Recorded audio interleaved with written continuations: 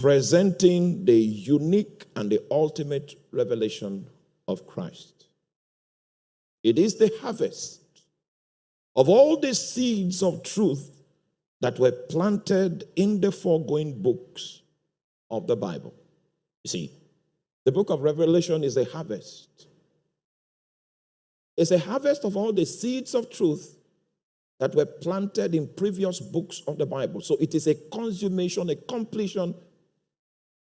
It's a conclusion. Are you there? Oh, you're not following me. For instance, the first time the concept of the church was mentioned was in the book of Matthew chapter 16.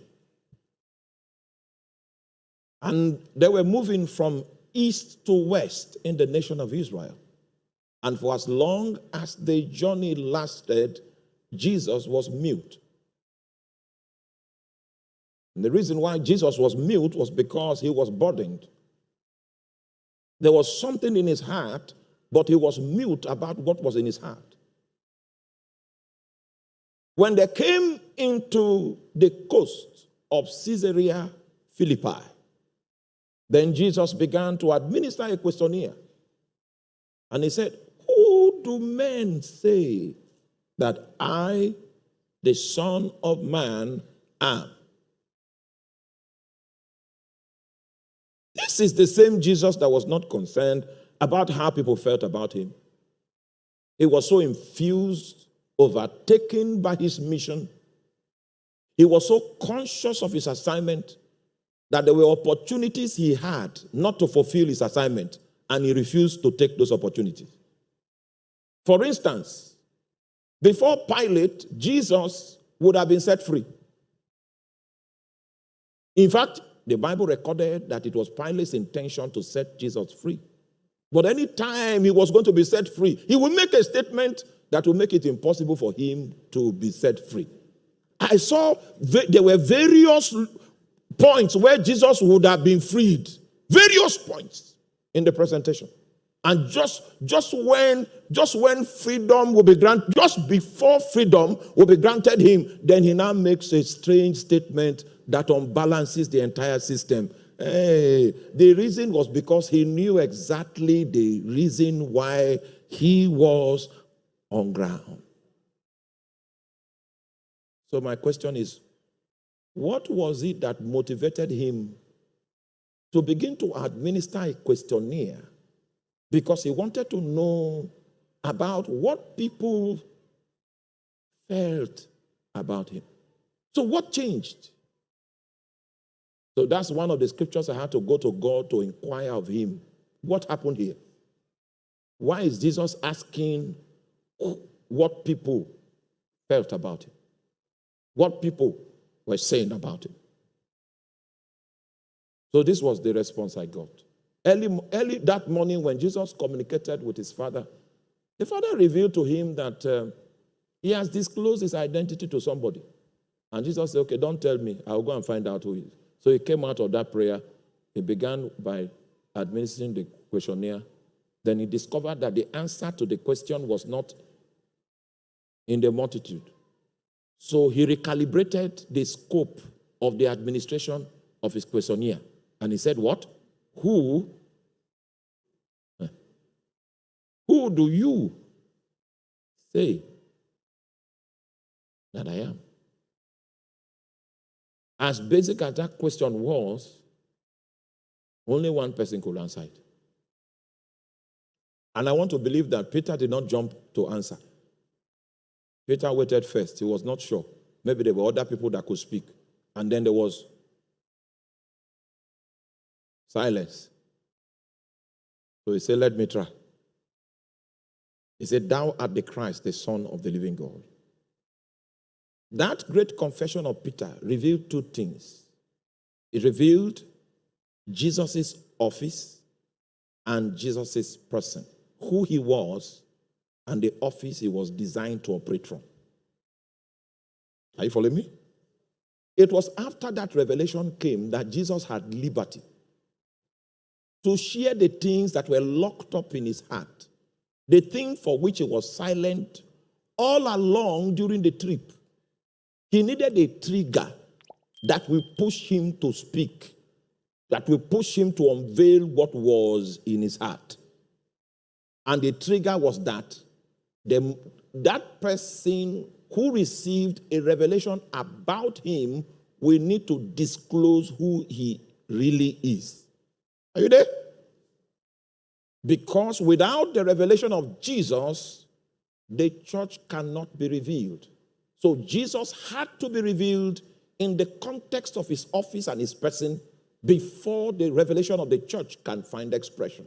It was after that time we realized that what he was pregnant with, for which he was silent, was about the church. He says, "Blessed art thou, Simon Bar-Jonah, for flesh and blood has not revealed this unto you, but my Father which is in heaven. And I say unto you that thou art Peter.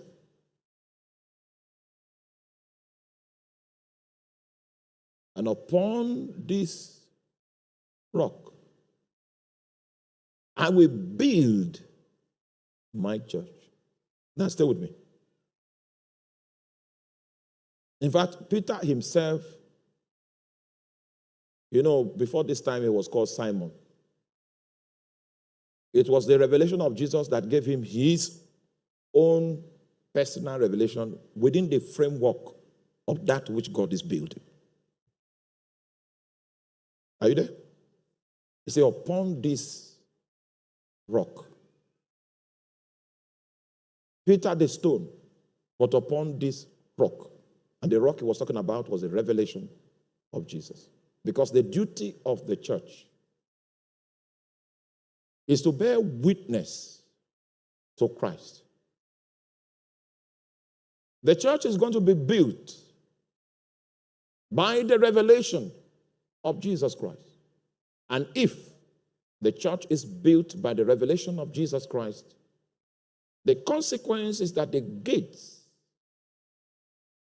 of Hades shall not prevail against her. It doesn't matter what a generation will throw at this church. If this church is feeding from the revelation of Jesus, nothing of this world or of the kingdom of darkness will be able to prevail against her. She will be like a rock, ancient and strong. Seasons and changes in time and sociology will not be able to affect her essence. Are you with me? And so that's the first time the issue of the church was mentioned. Are you there? The metaphor that was used to reveal the church was a building. A building in which Christ is the foundation, and Christ must be the raw material that is used to construct this edifice as a dwelling place of God in the Spirit upon the face of the earth. It means the church is supposed to be that instrument that has the capacity to trap the dimensions of God and administer it upon the face of the earth. Are you there? If we go from scripture to scripture, I came with a catalog of scriptures. I would have shown you the second time issues about the church was mentioned, the third time, the fourth time, the fifth. You will see the stream of revelation building until we arrive in the book of Revelation, chapter 1. There is a harvest of all the revelations about the church in the book of Revelation, because the book of Revelation is a concluding book, is a consummating book, and it is also a completing book. Are you there? Oh, you are not there. I would like to bring your attention to the metaphor that was used to depict the church in the book of Revelation. It was revealed as candlesticks built into the territory, bearing the witness of Christ. The only thing stopping darkness from taking over the entire terrain is a candlestick that is set up in the territory, bearing a witness which is not according to this world.